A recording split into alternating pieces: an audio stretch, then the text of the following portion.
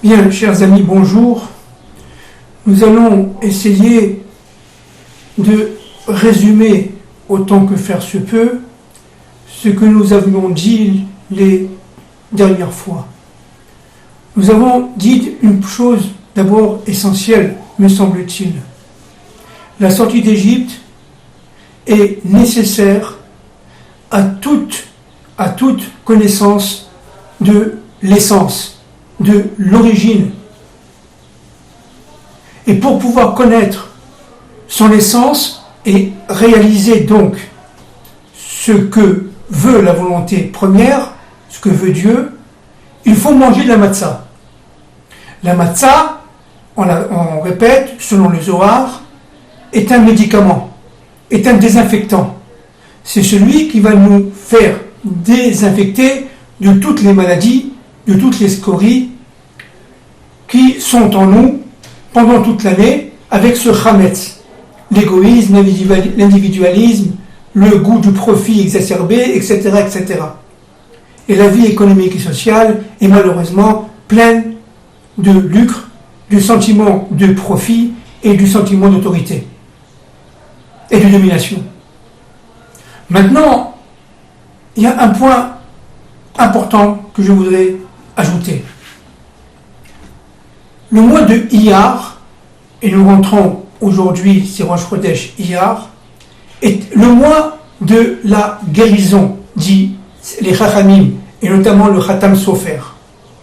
C'est-à-dire que Dieu va guérir l'individu comme la collectivité qui a mangé de la matzah et qui est sorti d'Égypte, graduellement, par phases successives, jour après jour, jusqu'au, si vous voulez, 33e jour du Homer. Alors, je vais essayer d'approfondir un peu ce que nous avions dit l'autre fois et ce que je viens de dire. À chaque jour mérite sa peine. À chaque jour du Homer, jour 1, jour 2, c'est un jour plein, comme je l'ai dit. 7 fois, 7 semaines pleines. Et à chaque jour, il y a une graduation, il y a un niveau de sanctification que nous allons, de purification que nous allons atteindre et intégrer. On se guérit de jour en jour. Comment ? En mourant, puis en renaissant. Ça veut dire quoi, mourir ? Ça veut dire remettre en cause, non pas notre passé, mais notre rapport avec ce passé. C'est pour ça que dans la Parashat Kedoshim, eh bien, il nous est ordonné, pour être saint, de respecter son père et sa mère, et de respecter le Shabbat. Pourquoi son père et sa mère ? Parce que son père et sa mère, représentant évidemment les antécédents, représentant notre propre histoire patrimoniale, notre histoire passée avec tous les ancêtres, il est fondamental de comprendre que tout cela avait un sens, et que, en respectant nos parents, nous respectons leur propre histoire, et évidemment infiniment jusqu'à Bereshit, jusqu'à Matan Torah, jusqu'à Moshe Rabbeinu, à tous nos ancêtres. Nous remontons l'histoire et nous faisons un lien par nos parents à tous ces lieux historiques qui ont été des lieux évidemment voulus par la puissance et la volonté divine. Et le Shabbat étant évidemment le chiffre 7, c'est-à-dire l'union de tous ces jours qui ont été des jours de l'histoire de Bereshit, du passé, pour le réunir ensemble le jour du Shabbat et de manière à le porter vers le jour 5 qui est le jour de Shavuot, le Shmini Atzeret de Shavuot, c'est-à-dire le 8e jour, comme je l'ai dit à maintes reprises. Maintenant, il y a un point fondamental. C'est que le 33e jour du Homer est un jour de sanctification. Entre le chiffre 1 et le chiffre 33, il y a 33 degrés de purification qui passent par un deuil, c'est pour ça que nous sommes en phase de deuil, puis une renaissance. Un deuil, une renaissance. Un deuil, c'est-à-dire en fin de compte une transmutation d'un être passé à un être en devenir. Et ça, c'est ce qu'on appelle le processus de la tchouva. Ce processus de la tchouva, j'ai déjà dit, est une force qui permet de mourir pour renaître et d'atteindre ce fameux 33e jour, l'Akba Omer, jour de la sanctification du nom de Dieu par l'allumage d'un feu, en référence à Rabbi Shimon Bar Yochai, c'est-à-dire la langue sainte, la lampe sainte.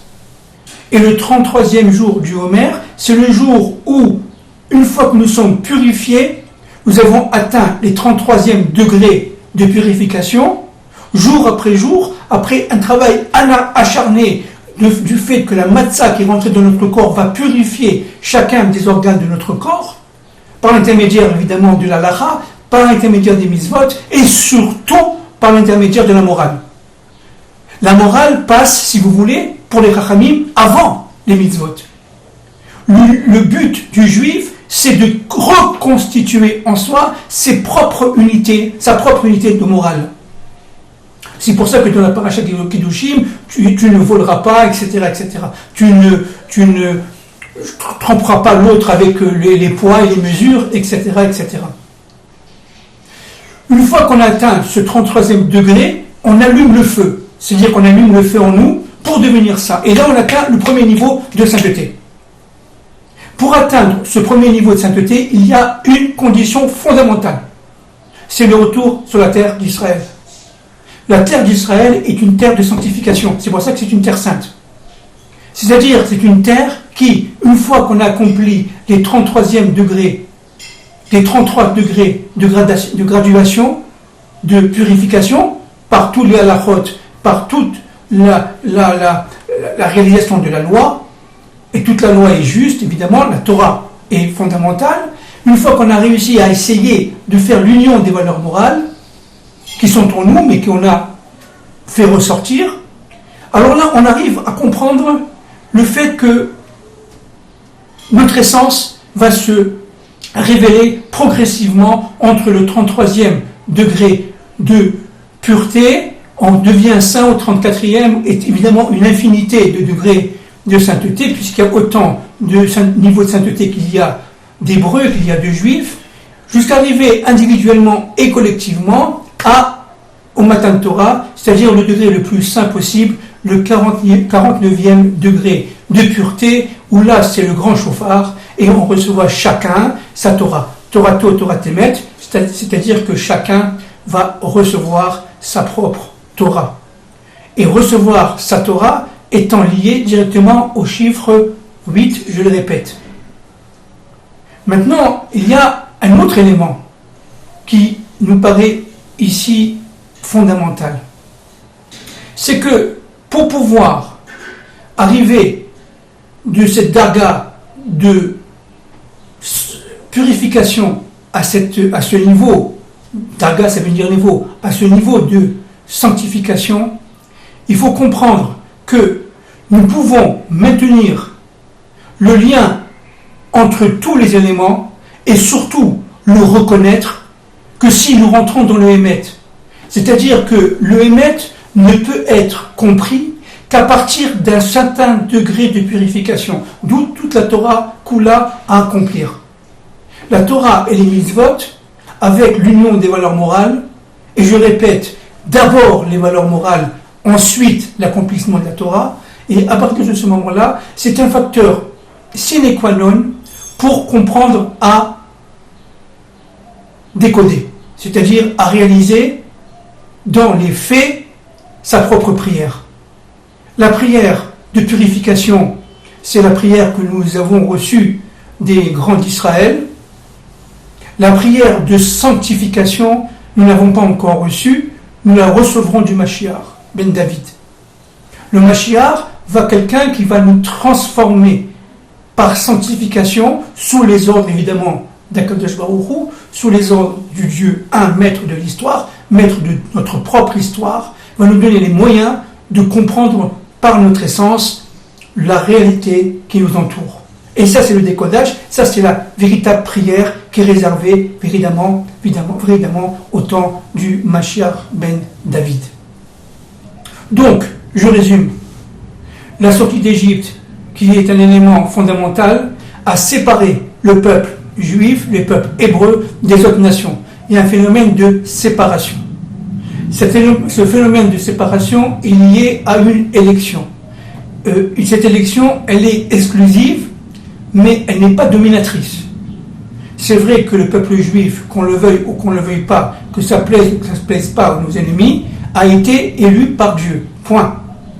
C'est une constante. C'est un fait qui nous dépasse. C'est une volonté. Et cette élection, elle est exclusive, ça veut dire que c'est le seul peuple qui est comme ça, mais elle n'est certainement pas dominatrice. Le peuple d'Israël n'a aucune volonté de dominer notre peuple, aucune volonté de dominer l'universel. Il représente l'universel, et donc son faisceau de sainteté, c'est arriver à un niveau de décodage de la réalité qui fait que ce peuple, revenu sur sa terre, devient un peuple de prophètes. C'est-à-dire, chacun va être prophète dans son domaine, en fonction de sa capacité de décoder le réel, c'est-à-dire de faire ressurgir dans le réel la présence divine enfouie depuis des millénaires dans le monde matériel. Et je répète, la terre d'Israël est une terre de transmutation. J'y reviendrai plusieurs fois, les prochaines fois sous d'autres angles, évidemment. Un autre point très important, me semble-t-il, c'est que nous sommes reliés à cette terre par un acte de mariage. C'est-à-dire, on va reconstituer au niveau du 33e degré du Homer, le couple Israël, nation, terre d'Israël. Ce couple Israël-Hébreu, Hébreu-Israël, nation, revenant sur sa terre, terre-nation d'Israël, est fondamental parce que ce groupe-là permet la sanctification du nom de Dieu par le décodage. Tant qu'on n'a pas atteint ce niveau-là, on ne peut absolument pas comprendre ce qui nous arrive, puisque nous sommes dans le monde de la galoute.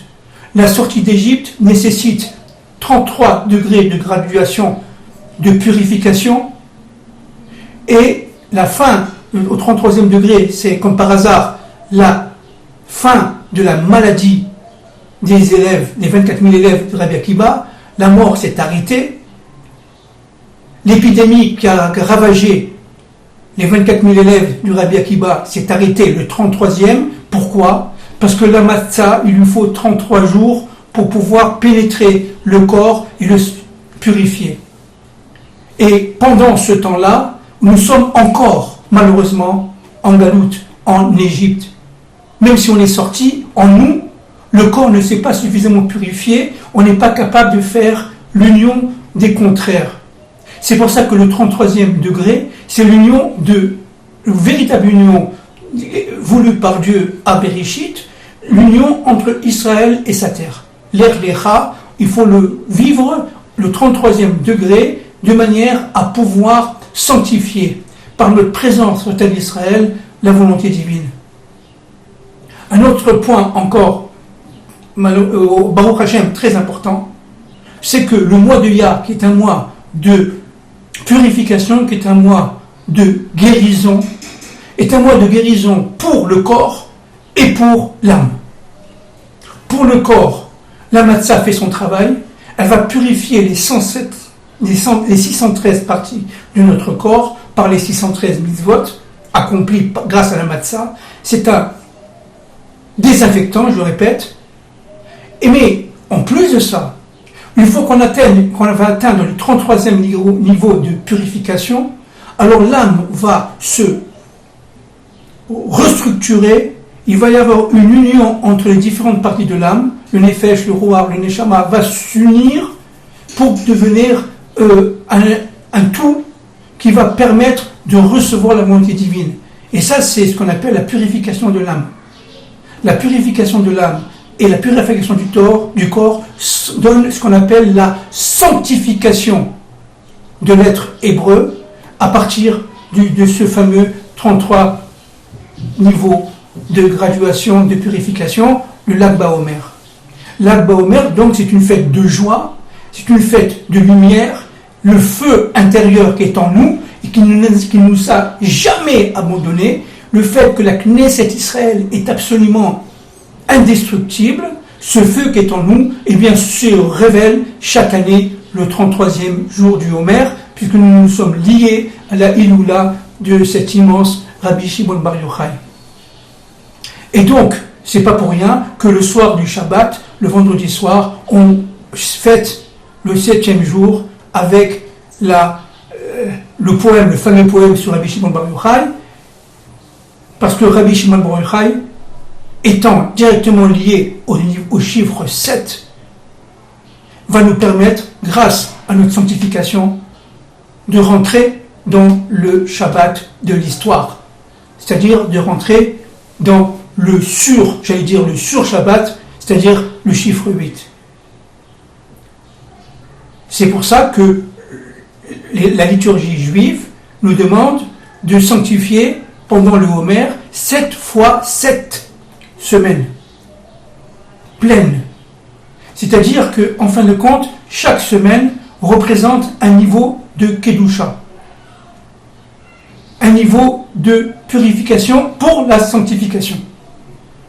Et chaque semaine, en tant que telle, qui représente 7 jours, 7 fois 7 évidemment 49, ce sont donc les différents niveaux de sanctification de purification, jusqu'au 33e jour de Homer, puis de sanctification au-delà. Je répète, du 1 au 33, c'est la purification, c'est l'union des valeurs morales, c'est toute la Torah Kula qu'il faut accomplir, avec les mitzvot évidemment, et toutes les halachot possibles et imaginaires, tout ce qui a été prévu depuis des millénaires par nos sages est absolument émet, absolument juste. Ça nous permet d'atteindre quelque part le 33e niveau de purification, puis à partir de ce niveau de purification, je répète, on devient sanctifié, on devient saint, et là on rentre dans une nouvelle tranche de période qui est, encore une fois, là aussi très nombreuse, infinie, puisqu'il y a autant de niveaux qu'il y a d'Hébreux et de Juifs. Donc au niveau cosmique, il y a encore du 33e au 49e degré de sanctification au niveau global, et chacun se retrouve là un point de sanctification en fonction de cette période-là, que ce soit individuel et que ce soit collectif. Maintenant, collectif des nations, puisque nous parlons de la mondialisation. Eh bien, les nations, elles, malheureusement, elles font le parcours inverse. C'est-à-dire qu'elles vont descendre du niveau de purification, degré par degré, pour atteindre en bas le 33e niveau du bas de l'impureté des nations, qui fait qu'à partir de ce niveau d'impureté, où on a l'impression évidemment d'être complètement matière, c'est le monde du capitalisme exacerbé, c'est le monde de la société de consommation, qui fait que véritablement on devient individualiste, on n'est plus capable de faire le lien entre tous les événements, et de moins en moins on est dans le monde de la division, de la séparation, et à partir de ce moment-là on tombe jusqu'à l'implosion, c'est-à-dire le 49e degré d'impureté. Alors c'est très intéressant de voir qu'en fin de compte, les nations suivent le parcours inverse d'Israël. Israël est un peuple saint, voulu par Hachem, qui lui-même est saint. J'ouvre une parenthèse. Israël ne se compare absolument pas à Hachem. C'est pas parce que Hachem dit vous êtes un peuple saint parce que je suis saint qu'on a la sainteté d'Hachem. On n'a rien à voir avec Hachem. Nous sommes un kéli, nous sommes un instrument de sainteté pour la parole de Dieu qui est par définition, d'une manière absolument infinie, sainte. Je vais faire la parenthèse. Maintenant, les nations, je reviens au problème des nations, les nations, elles, sont malheureusement par fonction, par définition, incapables de purification, puisqu'elles n'ont pas reçu ce matin de Torah, elles n'ont pas reçu la manière de pouvoir se purifier tel que veut le Dieu maître d'Israël, c'est-à-dire le Dieu de toute l'histoire, et donc elles vont progressivement, et on le voit bien, descendre de degré en degré, jusqu'à arriver au 33e degré d'impureté, alors qu'Israël sera arrivé, si Dieu veut, au 33e degré de pureté. Elles vont tomber jusqu'au 49e degré d'impureté, elles vont là vivre des événements absolument cataclysmiques, du même niveau que la sortie d'Égypte pour le monde égyptien, pour l'Égypte, elles vont subir des plaies sans comprendre parce qu'elles ont atteint un niveau d'incompréhension et de brouillage, si vous voulez, d'obscurité tellement élevé qu'elles ne comprendront absolument plus rien. Et ce sera Israël qui aura péniblement, mais certainement avec une dynamique voulue par le Créateur, monté, encore une fois, très difficilement les marches de la purification puis de la sainteté, qui va pouvoir sauver l'humanité en détresse. Et ça, c'est un phénomène qui est absolument audible aujourd'hui. On comprend d'ailleurs pourquoi cette haine actuellement d'Israël. Regardez le parti travailliste anglais. Qu'est-ce qu'on a fait au parti travailliste anglais? Pourquoi il nous haït? Parce que tout simplement, l'Angleterre est en train de descendre le niveau de pureté, de purification. Et c'est pareil pour la France, etc. C'est un phénomène qui fait très, très, très peur. Si vous me dites, donnez-moi un exemple de pessimisme, je vous le dis, le fait que les nations s'acharnent contre Israël. Parce qu'elles s'acharnent contre Israël, parce que les forces contraires d'impureté les dominent de plus en plus. Elles sont submergées par des forces d'impureté. Elles ne comprennent plus rien. Elles sont malheureusement, encore une fois, malheureusement, elles sont dans un monde de plus en plus obscurci. Et pour cela, il faut qu'elles sortent d'Égypte. Elles sont prises dans le piège de leur propre Égypte, si vous voulez. Et donc, Israël va être le vecteur de libération du monde. Le retour d'Israël et l'espérance du monde. Comme je l'ai déjà dit plusieurs fois. Alors, avant de finir, je résume rapidement. La sortie d'Égypte est une séparation entre le peuple hébreu et le monde de l'Égypte. Cette séparation, elle est unique, fondamentale. Elle est annonciatrice de la fin des temps de l'histoire. Parce qu'à la fin des temps de l'histoire, il y aura aussi une sortie d'Égypte, on l'a déjà dit, de l'humanité. 2. La matzah est un médicament désinfectant qui nous permet de nous purifier jusqu'au 33e jour du Homer. Cette purification se fait selon 3 bases.